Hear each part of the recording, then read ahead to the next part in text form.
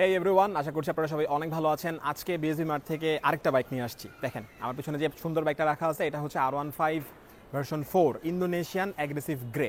তো আজকে হচ্ছে বিএসবি মার্টে গেলাম, যাওয়ার পরে দেখতেছি আর কি যে সব বাইকই তো চালায় ফেলাইছি। তো বলতেছিলাম যে যত বাইক আছে সবগুলো আসলে চালানো হয়ে গেছে, কোনটা নিব।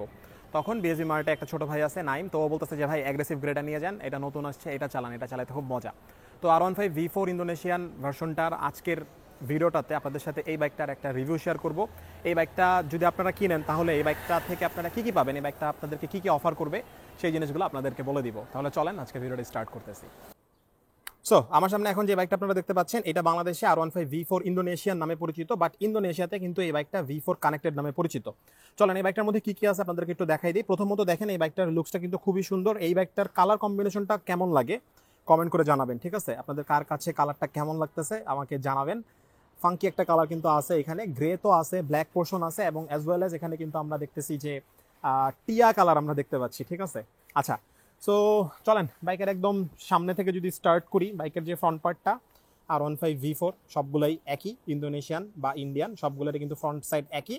এটার মধ্যে সুন্দর একটা ডিআরএল সেটআপ দেওয়া আছে, আর এটার যেই প্রজেক্টর হেডল্যাম্প যেটা দেওয়া আছে, এটার পাওয়ার কিন্তু অনেক বেশি। রাতের বেলা খুব ভালোভাবে আসলে এটা দিয়ে আসলে রাইড করা যায়। মানে স্পোর্টস বাইকে সবসময় আমরা দেখছি যে এক্সট্রা আসলে লাইট ইনস্টল করা লাগে না, তো এটার ক্ষেত্রেও সেম অবস্থা। চলুন আপনাদেরকে ইঞ্জিন ডিসপ্লেসমেন্টটা বলে দিচ্ছি। হ্যাঁ, এটার মধ্যে 155 সিসির একটা ইঞ্জিন ব্যবহার করা হয়েছে, যেটা হচ্ছে সিঙ্গেল সিলিন্ডারের, ডেফিনেটলি SOHC ইঞ্জিন। তারপর 4 স্ট্রোক 4 ভালভের ইঞ্জিন, এবং এটার যে ফুয়েল সিস্টেম সেটা ডেফিনেটলি ফুয়েল ইনজেক্ট মানে FI। আর এই বাইকটা থেকে আমরা কিন্তু অনেক পাওয়ার টর্ক পাচ্ছি, 19.3 PS পাওয়ার পেয়ে যাইতেছি, এবং 14.7 নিউটন মিটার অফ টর্ক পেয়ে যাইতেছি। কিন্তু ইন্ডিয়ান ভার্সনটাতে কিন্তু পাওয়ার টর্ক কিছুটা আসলে কমিয়ে দেওয়া আছে।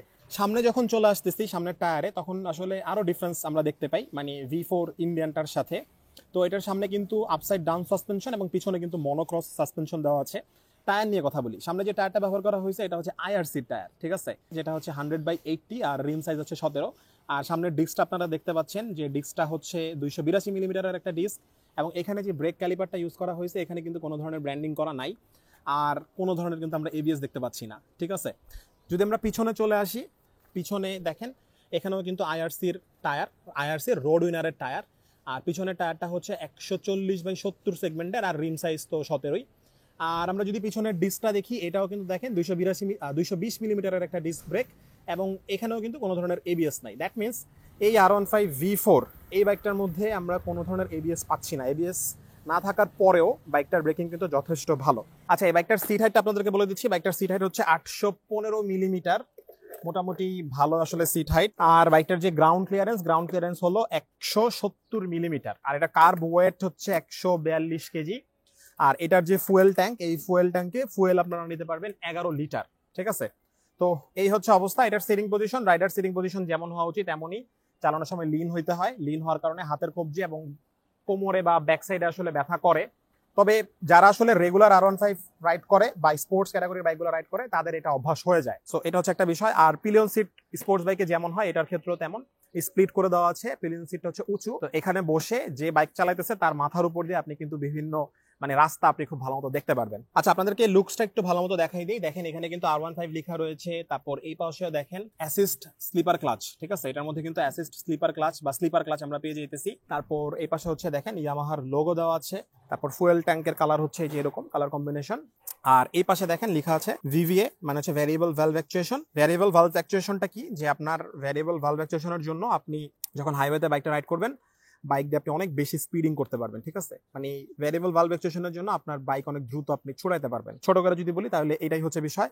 আর আমরা যদি এখন এই বাইকটার ইনস্ট্রুমেন্ট কনসোল হ্যান্ডেলবারের দিকে যদি তাকাই, তাহলে R15 V3 ইন্দোনেশিয়ান যেটা একদম একই রকম আসলে হ্যান্ডেলবার কিন্তু ব্যবহার করা হয়েছে। সুইচগুলোও সেম, কোনো ধরনের ডিফারেন্স আসলে নাই।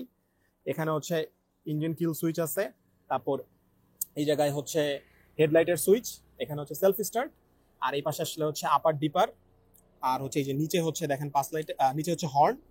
আর এই যে এটা যদি আপনি নিচে চাপ দেন 2-3 বার তাহলে হচ্ছে 5 লাইট হচ্ছে জ্বলবে। আর এটা হচ্ছে ইন্ডিকেটরের সুইচ। আচ্ছা চলেন আপনাদেরকে তাহলে এখন স্পিডোমিটারটা যদি দেখাই দেই, একদম R15 V3 যে স্পিডোমিটার ওইটাই কিন্তু এটার মধ্যে আমরা পেয়ে যাইতেছি। বড়সড় একটা স্পিডোমিটার কিন্তু দেখা যাইতেছে।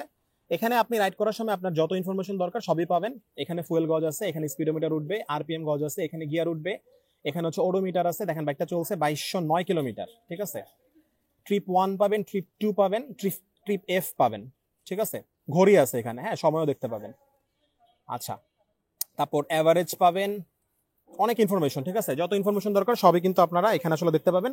আর একটা ভালো জিনিস হচ্ছে ব্লুটুথের মাধ্যমে কিন্তু বাইকটাকে কানেক্ট করে miss call alert, phone call alert এবং আরো অনেক ইনফরমেশন কিন্তু আমরা দেখতে পাই। একটা মজার কথা বলি আপনাদেরকে, আমি হচ্ছে এতক্ষণ রাইড করছি, রাইড করে অনেক কথা বলছি, রাইডিং এক্সপিরিয়েন্স শেয়ার করছি, রাইড করতে কেমন লাগে সব বলছি। তারপর হচ্ছে আবার বিএসবিমার্টে আসছি, আইসা দেখলাম যে আর এই যে নাইম এখানে হাসতেছে, আমার ক্যামেরায় রেকর্ড হয় না কিছু। তো এখন হচ্ছে হ্যাঁ, ও বলতেছে যে ভিতরে একটা গোপ্রো আছে, ওটা দিব কি না। না, এখন আসলে রেকর্ড হচ্ছে। তো নাইমকে বললাম যে আমি একটা রাইড দিয়ে আসি, বসে যান, কেন নাই, চলো ঘুরে আসি, আরেকবার আমরা রাইড করে আসি R15 V4 ইন্দো। আর বাইকটাতে বসার পর দেখেন আমার অ্যাকশন ক্যামেরাতে যেরকম হচ্ছে ভিউ আসছে। এই বাইকটা রাইড করার অনেকগুলো ফান ফ্যাক্টর আছে, অনেকগুলা, হ্যাঁ। তার মধ্যে দুইটা হাইলাইটেড ফান ফ্যাক্টর প্রথমে আপনাদেরকে বলে দিচ্ছি। প্রথম বিষয়টা হচ্ছে পাওয়ার, এবং সেকেন্ড বিষয়টা হচ্ছে কি বলেন তো, ব্রেকিং সিস্টেম। এই বাইকটার মধ্যে অনেক পাওয়ার, টর্ক এবং বাইকটাকে অনেক দ্রুত ছুটানোর জন্য, আই মিন স্পিডিং করার জন্য এই বাইকটার মধ্যে কিন্তু দেওয়া আছে VVA technology, variable valve actuation. একই সাথে এই পাগলা ঘোড়াটাকে থামানোর জন্য কিন্তু ভালো ব্রেকিং সিস্টেম ব্যবহার করা হয়েছে। তবে কাহিনী হচ্ছে কি, এটার মধ্যে কিন্তু কোনো ধরনের এবিএস নাই। তা আমরা আসলে মনে করি যে বাইকের মধ্যে সিঙ্গেল চ্যানেল এবিএস থাকলে বাইকের ব্রেকিং ভালো, আর বাইকে যদি ডুয়াল চ্যানেল এবিএস থাকে তাহলে তো ভাই মানে ওই বাইকের ব্রেকিং তো সেরা, যে কোনো বাইকের থেকেই সেরা। ওকে, বিষয়টা এমন না, বিষয়টা হচ্ছে যে এবিএস যে কোনো বাইকে থাকলে ডেফিনেটলি ওই বাইকের ব্রেকিং সিস্টেম ভালো, তবে এবিএস কিন্তু আপনার বাইক জায়গায় কিন্তু দাঁড় করাবে না, ঠিক আছে? এটা আপনার মনে রাখতে হবে। অ্যান্টি ব্রেকিং সিস্টেম তো তো দেখা যাইতেছে একটু স্মুথ ব্রেকিং করতেছে, একটু থেমে থেমে ব্রেকিং করতেছে, এন্ড ডেফিনেটলি ব্রেকিং অবশ্যই ভালো। জায়গায় ব্রেকিং কিন্তু আপনার ডাবল ডিস্কের বাইক, সিঙ্গেল ডিস্কের বাইকও কিন্তু করায় না, জায়গায় ব্রেকিং সব বাইকই করায় যদি আপনি ইঞ্জিন ব্রেক করতে পারেন। সেক্ষেত্রে বাইকটার সিটিং পজিশনে যদি একটু কথা বলতে হয় তাহলে বলতে হবে যে বাইকটার সিটিং পজিশন খুব একটা কমফোর্টেবল না, যেহেতু স্পোর্টস ক্যাটাগরির বাইক। আপনার লিন হয়ে চালাইতে হবে, হাতের কবজি, তারপর হচ্ছে ঘাড় এবং হচ্ছে ব্যাক পেইন করবে। তবে সেটা কিন্তু আপনি যদি রেগুলার রাইড করেন সেটা কিন্তু আপনার আস্তে আস্তে অভ্যাস হয়ে যাবে। ওকে, আপনি একটা স্পোর্টস ক্যাটাগরির বাইক চালাবেন, একটা সুন্দর বাইক চালাবেন, আর একটু ব্যাক পেইন হবে না, তা কি হয়? মাইলেজের কথা বলি, চলেন। বাইকটা থেকে মোটামুটি আপনারা 40+ করে মাইলেজ পেয়ে যাবেন। যারা যারা R15 V4 ইন্দোনেশিয়ান বাইকের ইউজার আছেন তারা কমেন্ট করেন, কমেন্ট কইরা জানাই দেন যে আপনি আপনার বাইক থেকে কত করে মাইলেজ পান। আচ্ছা, যে কোনো স্পোর্টস ক্যাটাগরির বাইকের পিলিয়ন সিটগুলো আসলে ছোট থাকে, এইটার পিলিয়ন সিটটাও ছোট, আর পিলিয়ন সিট আসলে উঁচু করে দেওয়া আছে। উঁচু পিলিয়ন সিট আমার কাছে আসলে মজা লাগে, কারণ রাইডারের মাথার উপর দিয়ে সবকিছু দেখা যায়, এটা একটা ভালো জিনিস। আবার এটার আসলে মানে ডিসঅ্যাডভান্টেজও কিন্তু আসলে আছে, কমফোর্টেবল হয় না আর কি, রাইড কমফোর্টেবল হয় না, লং রাইডে গেলে খুব প্যারা লাগে।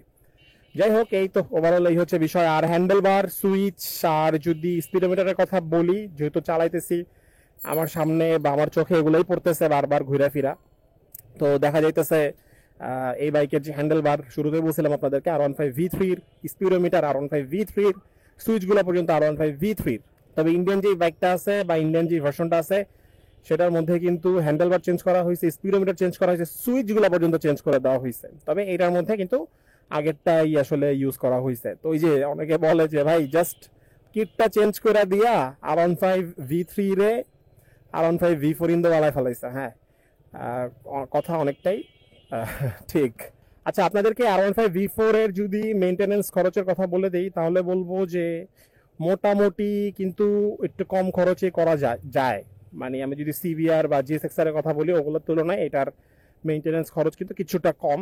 আমি হচ্ছে যতদিন ধরে বাইক চালাই আমি দেখতেছি যে ইয়ামাহার বাইকে বা সুজুকির বাইকে, মানে আপনার বাইক যেটাই হোক, ইয়ামাহা সুজুকি বাদ, যেহেতু ইয়ামাহার বাইক চালাইতেছে এই জন্য ইয়ামাহা বললাম, আপনি যদি একটু ভালো পার্টস ইনস্টল করেন সেক্ষেত্রে আপনি দেখবেন যে আপনার সেই ভালো পার্টস দিয়ে আপনি অনেক দিন কিন্তু আসলে রাইড করতে পারবেন।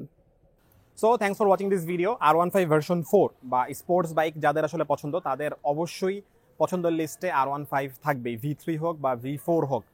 সো আমি হচ্ছে আমার এই ভিডিওতে এই বাইকটার সম্পর্কে হাইলাইটেড ইনফরমেশনগুলো শেয়ার করার চেষ্টা করছি। আপনাদের কারো যদি সেকেন্ড হ্যান্ড বাইক কেনার প্রয়োজন হয় ফ্রেশ কন্ডিশনের, সেক্ষেত্রে আপনারা কিন্তু আমার ফ্রেন্ডের শোরুম বিএসবি মার্ট কিন্তু ভিজিট করতে পারেন। আর যদি আমার আজকের এই ভিডিওটা আপনাদের ভালো লেগে থাকে তাহলে কিন্তু অবশ্যই পেজে একটা ফলো করবেন, কমেন্ট করতে পারেন।